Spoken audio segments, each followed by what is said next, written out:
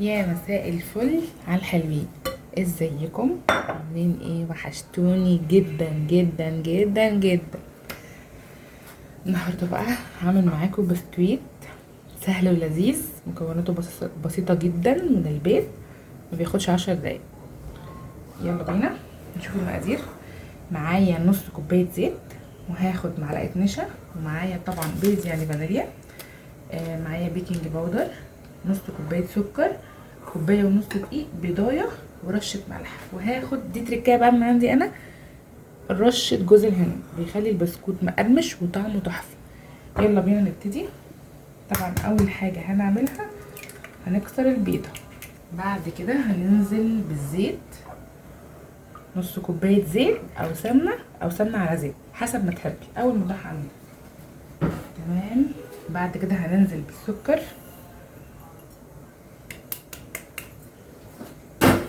هنجيب المضرب، وبيض طبعا يعني فانيليا، ننزل بالفانيليا، هنضربهم بقى لحد ما لونهم يتحول للون الابيض زي الحليب كده، والسكر يبتدي ان هو يدوب خالص.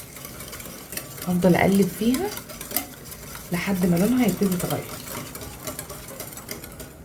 هنا انا خلاص قلبتهم لحد ما لونهم بدأ يتغير، والسكر يعني ابتدى يبوش، مبش قوي بس ابتدى يبوش. هنزل بقى بمعلقه صغيره جوز هند،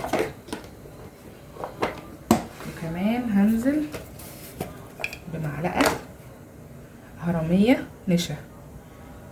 النشا اختياري مش اجباري، بس هو بيدي طراوه للبسكويت، وبيخليه مقرمش وهش كده من جوه زي الكوكيز. برضه اقلبه كويس جدا.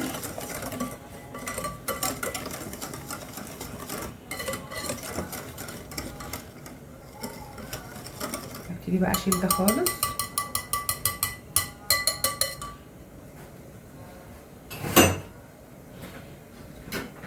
ابتدي انزل بالدقيق. طبعا هنزل واحده واحده. هجيب الاول معلقه، نص معلقه صغيره بيكنج باودر، نص معلقه. تمام. هنزل بقى بالدقيق واحده واحده. هجيب بقى الاسباتيولا، هقلب بيها. خلي بالكوا البسكوت ما بيتعجنش، هنقلب كده واحده واحده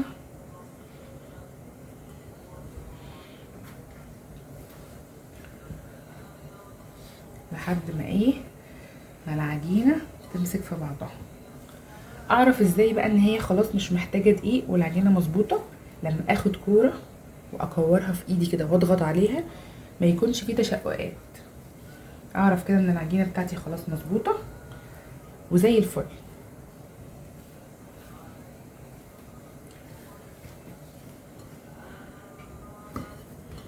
زي ما انتم شايفين كده العجينه خلاص مسكت نفسها وبقت فل اهي.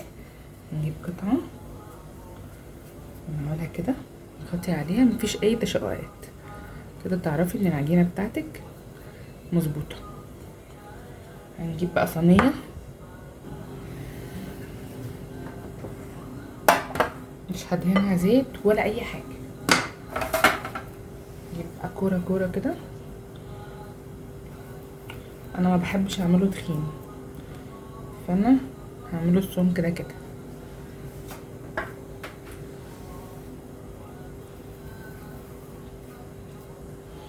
كده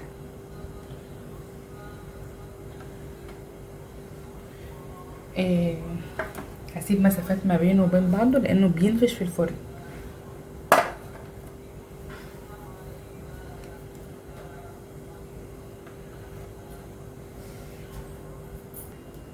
بعد كده خلصت الكميه كلها، هبتدي بقى ان انا اعمل فيه اشكال كده، اي خطوط بحيث ان هو يديله بس شكل. ممكن تعملي بغطاء ازازه، ممكن تعملي بالشوكه، اي حاجه مش هتقولك لا. ممكن تعملي بالمصفى اللي بتطلعي بيها البطاطس، اي شكل. كده ان انا اعمله كده.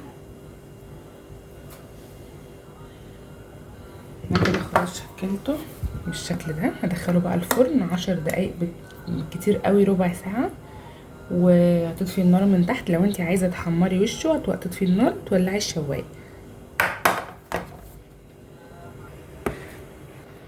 بصوا بقى، انا خلاص طلعته من الفرن وسبته يهدى شويه عشان اقدر امسكه.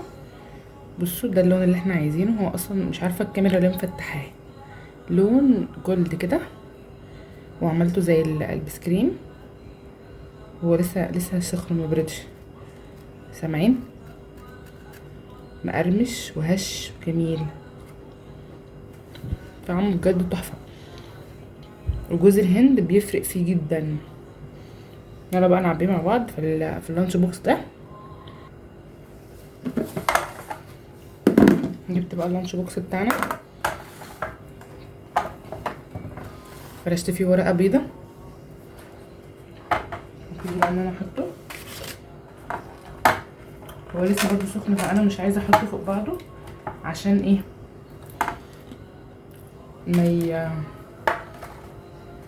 ما يتروش.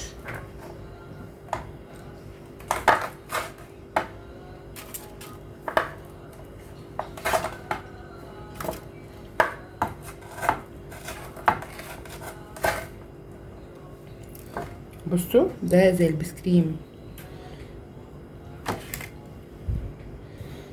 هي دي بقى الكميه اللي طلعت لي من كوبايه ونص دقيق. تسيبي بقى عندك بالاسبوع، مش هيقولك لا، بس هو مش هيقعد 3 4 ايام يعني. انا عامله اللانش بوكس، احط السليم منه في اللانش بوكس بتاعه. ممكن تاكليه بشاي بلبن، كوفي ميكس. بس كده. هستناكم بقى تجربوا الوصفه دي وتكتبوا لي في الكومنتات رايكم، وتقولوا لي وصفه ناجحه ولا لا. يلا اشوفكم على خير، سلام.